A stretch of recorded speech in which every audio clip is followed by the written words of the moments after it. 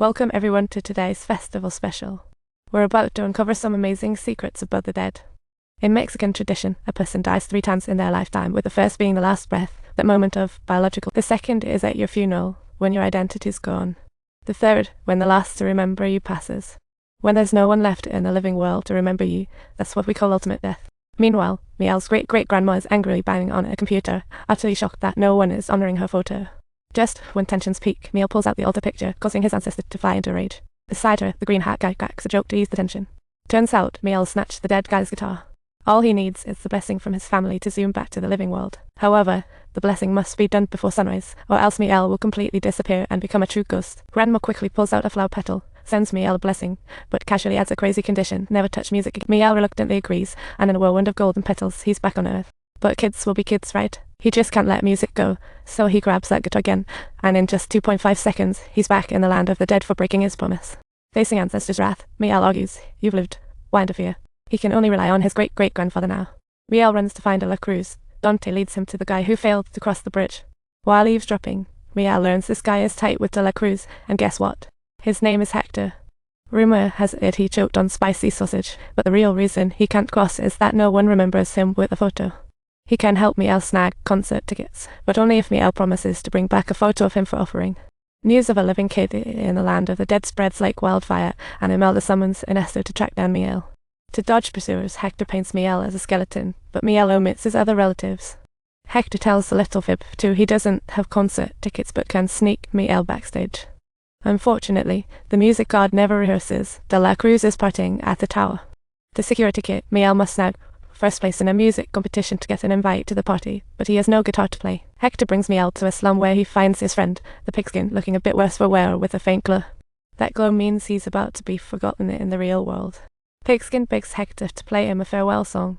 Hector, who long ago gave up singing, is moved and decides to make an exception for his buddy.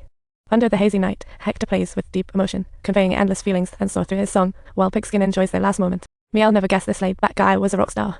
"Thank you very much. So, could you tell me what's wrong with him?" "He's forgotten.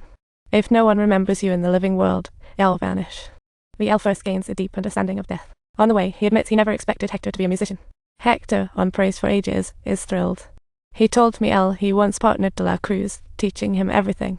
Miel thinks Hector is just bragging. The competition is about to begin, but he decides to back out. Hector wonders why the musician's anxious. Realizing it's Miel's debut, he panics. If Miel messes up, he could lose not only the Day of the Dead, but also face ultimate death. To ensure safety, Hector wants to go on stage. "Nah, I must sing." "Why? If I can't perform, am I a musician?" "What's the big deal?" "Of course. Music needs the god and an assistant. I want to prove I deserve that role." What a touching thought. Precisely at this moment, Hector realizes he has no choice but to go all in. With Hector's encouragement, Miel finally steps onto the competition stage. What is he intending to do? Why isn't he singing, though? How about we switch to a new singing dog to take the stage? Thither hop. Pushing the wind to observe the sunset, the despair begins to fade into a longing. Even the flowers cleverly deceive flat light, holding onto 2 feathered scarfs, unwavering. The heavenly official declares empty waters flow east, as sands roll and stars sway. In wanting joy, a piece of the heavens is buried deep, and ultimately their performance wins over every audience member. Just as they are leaving, Grandma arrives with company. Miel tries to flee, but Hector catches him. Miel has other family who could help him return and place a photo, and that's the final straw. Fuming, Miel throws down Hector's photo and storms off, only to run into Imelda blocking his way, bolting.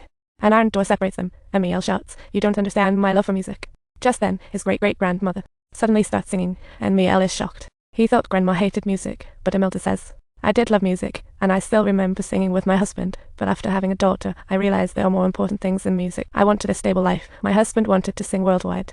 Sacrifices had to be made for a living."